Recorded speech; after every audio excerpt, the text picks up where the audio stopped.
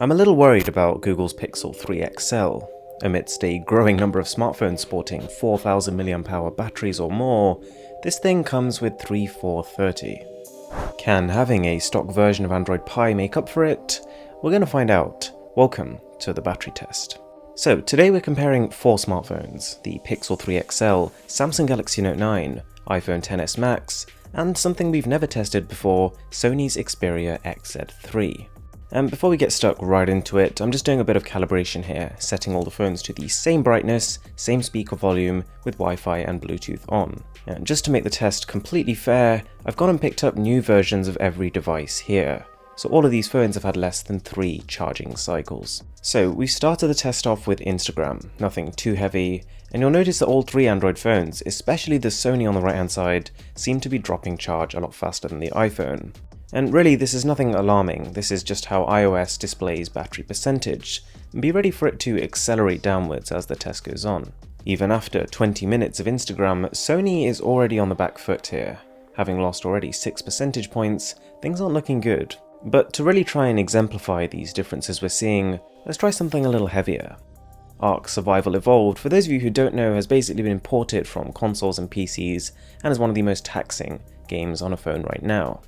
And for the sake of clarity, the default resolution on Samsung's Galaxy Note 9 is 1080p, but for the sake of making it a fair test, as fair as possible, I've put each smartphone on their maximum resolution, which is to say that the Pixel, the Note and the Xperia have a pretty equivalent number of pixels on the display, but the iPhone lags behind, about 30% less.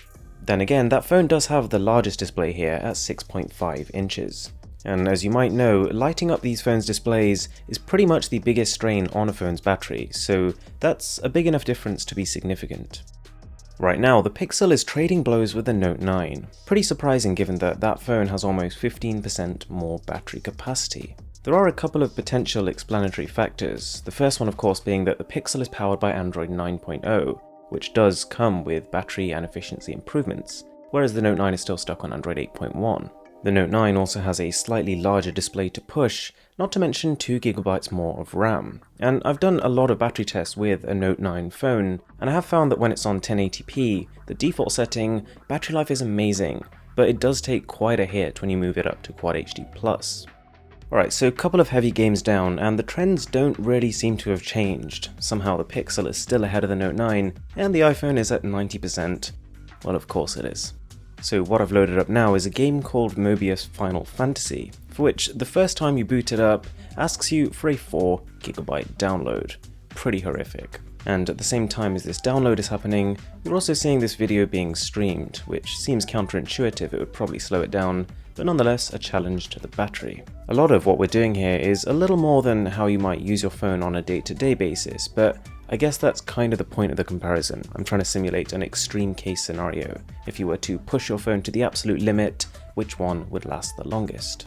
Something else definitely worth pointing out is that if you look at the bottom of each phone, all 3 Android phones are showing the nav bar.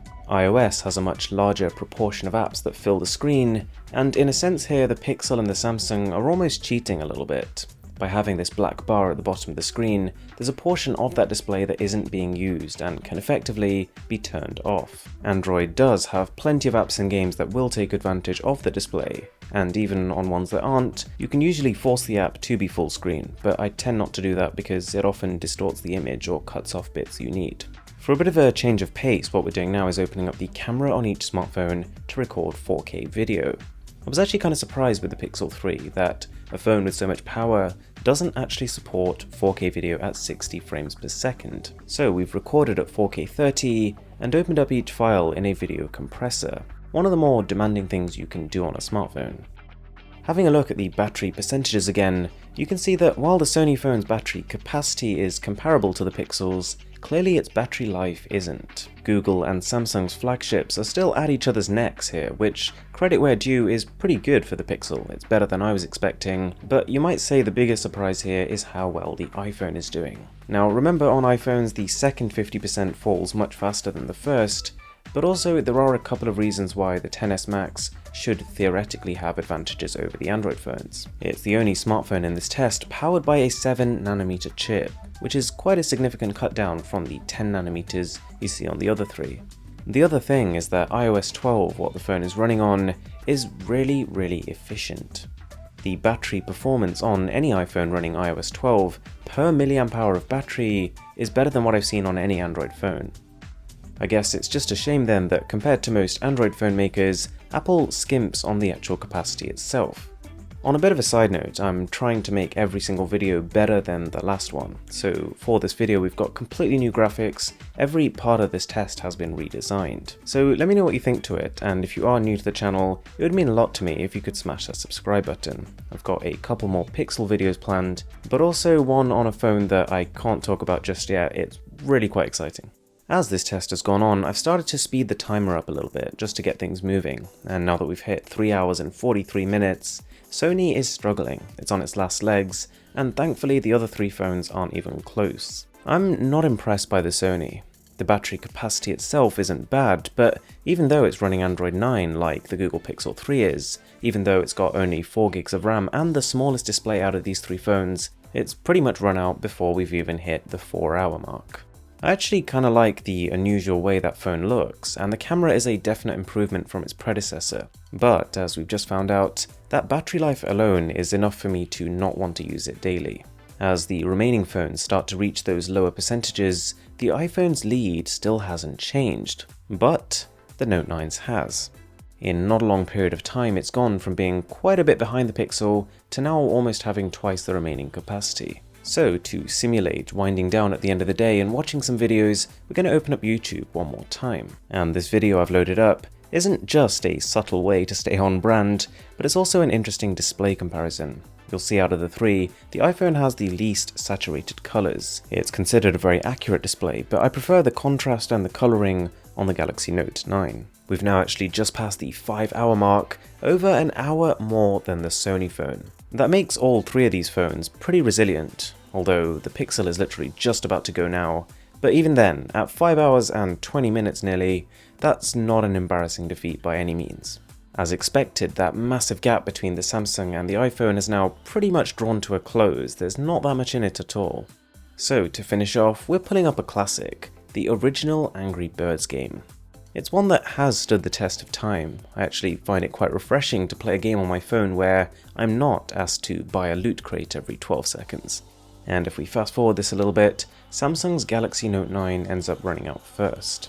But barely. The iPhone is left with 2-3% by the time this happens. That's the kind of difference that you wouldn't really notice on a day-to-day basis, only really when you're doing a side-by-side comparison like this. Having said that, both of these phones completely nailed it. They have the largest displays out of all four, and we're well into 6 hours here. Really impressive for such a heavy test. Pushing on a little bit more at 6 hours and 16, and the iPhone finally calls it a day. So let's quickly summarize the results and see what to take away from this. Right, so Xperia XZ3 was in last place. Not a terrible result, but really not a very good one. I would have expected more given that on paper it's almost the same as the Pixel 3. Then we had the Pixel 3, and while I'm not blown away by the result, I feel like this is crisis averted. It's about as good as we could have expected given its specs. This was followed by the Note 9, which was a fair margin ahead. I was really impressed with the way this phone performs. The Note 9 is one of the better flagship phones for battery. And 12 minutes later, the iPhone ran out. So basically the takeaway is that the iPhone and the Note 9 are the winners of this test. Between the two, the result really depends on what you set Samsung's screen resolution on. When you set it to max resolution, it's pushing more pixels than the iPhone, but it won't last quite as long. And when you set it to Full HD+, it's pushing less pixels than the iPhone, but will last longer. Alright guys, as always, thank you so much for watching, I really appreciate it. My name is Aaron, this is Mr. Who's the Boss, and I'll catch you in the next one.